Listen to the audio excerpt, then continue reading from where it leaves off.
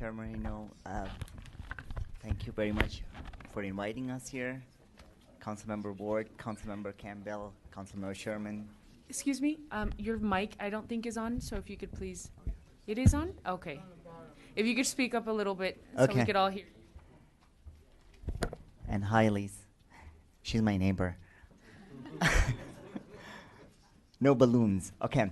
So I'm here to talk about the workers that will build the housing. It's interesting. We're living in interesting times. We talk about building it. We also need to know who's actually going to do the work to build the housing. Just this week, a study was released from Smart Cities Prevail, and I handed out, and it's in the public too, a 2-page summary. Simply put, here's the bottom line. If we want to build for every single additional unit we build over the projected rate, we need one additional skilled and trained worker that will actually build the product. We're talking about a high quality urban infill product that we are all talking about for every unit. So all the units that we're talking about today, that many workers we have to create in the pipeline that can actually build the kind of product we're talking about. So looking into the future, what does that mean? It means wages, benefits, and training. And I'm here to talk about wages, and Carol is here to talk about the training component. So where are we right now? So I looked at, this is the latest data I could pull up, what it is that residential construction workers are paid. Roughly speaking, there are 78,000 construction workers. This includes trades workers on the field, but also includes some of the office workers that are better paid. The average wage is roughly $3,900. It's less for those that are new in their 20s, roughly $27,000 a year, and it's the highest for those that are baby boomers and that are retiring. They're the more skilled and trained workforce that we're all talking about that have actually built the units in the past. So what is it? That's the kind of like the landscape of what's going on in the residential industry. But here's a little bit more kind of zooming in onto what it is that a trained workforce could look like. And one example here is an electrician trade. This is an example of what an apprentice in an electrical program, their progression in their career looks like. It starts with $17.30 an hour, and after 5 years becomes a journeyman at $43.35 an hour. And there's a package of $7 to $15 in benefits on top of that. This is what the Department of Industrial Relationships would call prevailing wages. So this is the trained workers. These are people that are getting prevailing wages in the electrical industry. Now, here's what has happened over the last few decades. We keep talking about how we have a shortage of housing units, but we do also have a shortage of skilled and trained workers. And here's the story here. If you look at the general trajectory in terms of the average wages for residential workers and compare that with average wages overall, and particularly for non-residential, which is commercial workers, there is a wage gap of almost $24,500 a year. So therefore, the natural career trajectory for a construction worker is really out of the residential sector and into the more prevailing wage-dominated commercial sector. So this is kind of like the chart that tells you if you want to make more money, you go into non-residential. Here's a snapshot that tells you where residential sector wages have been. The red bar there is stagnant. As you know, the cost of housing, the cost of everything has increased in the last 10 years. But residential workers' wages, the red bar, has stayed the same, in fact declined. So therefore your purchasing power with the wages you make has decreased. So who is it that would you go into the community and want to train to become a construction worker in residential industry as a career option if you know that the wages are stagnant? So here's here's a general snapshot from the results of the study that were released this week. It is not just not competitive in wages, but it's also not competitive in benefits.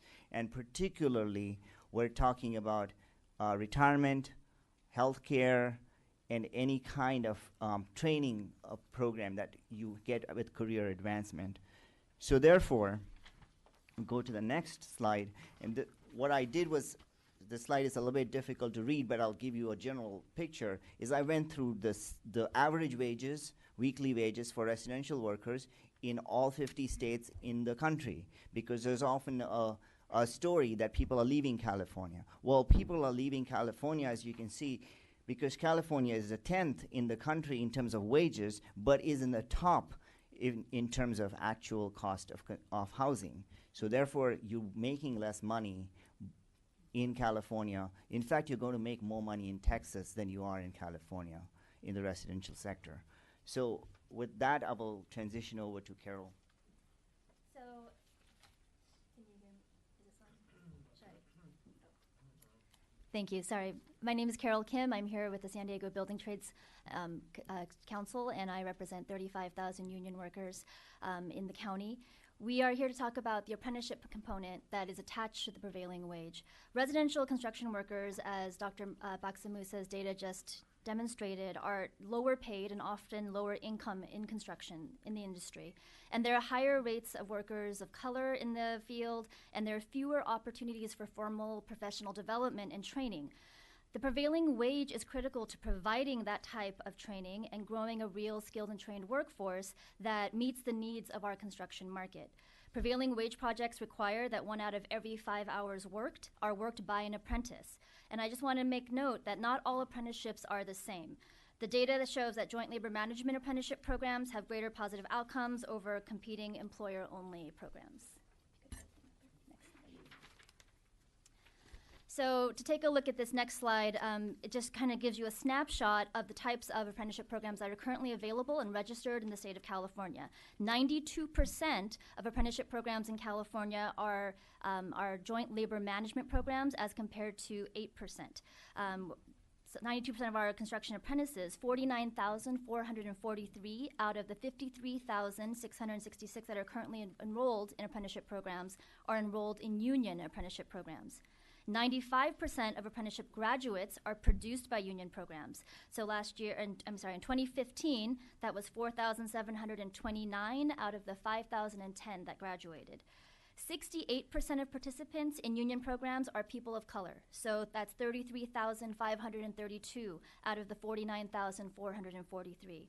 96% of all women in state-approved apprenticeship programs are in union programs. So 1,225 out of 1,275. That means only about 50 women in the state of California who are enrolled in an apprenticeship program are enrolled in a non-union apprenticeship program. In California, there are 230 union-sponsored apprenticeship programs for every type of building and construction trade. And these programs are training apprentices who live and work here in our state. Unions spend more than $100 million a year for training apprenticeship programs in California. Here in this county of San Diego alone, we have several thousand active apprentices currently being trained through prevailing wage projects. And this comes to the thing I think is most important to all of us when we're working in this addressing this particular topic, which is to really make sure that we are doing the utmost that we can to be able to break the cycle of poverty in low-income communities and really be able to create pathways to middle-class careers. So we're talking about those folks who are people of color, who are at-risk youth, veterans, underemployed, unemployed, or formerly incarcerated. There are opportunities that we can leverage to be able to really bring folks in and prepare them for apprenticeship programs and then get them trained and enrolled and indentured in apprenticeship programs that will then lead to truly middle class, truly sustainable careers where they can earn wages with dignity that will support their families for a lifetime and more. Apprenticeship programs change lives. That's the big thing that I hope that we take away. And the best pathway to apprenticeship programs is through prevailing wage laws. Thank you. Is that it? Did you want to Yes, add that anything? is it. Okay, thank you. Next up is Mr. Keith Maddy.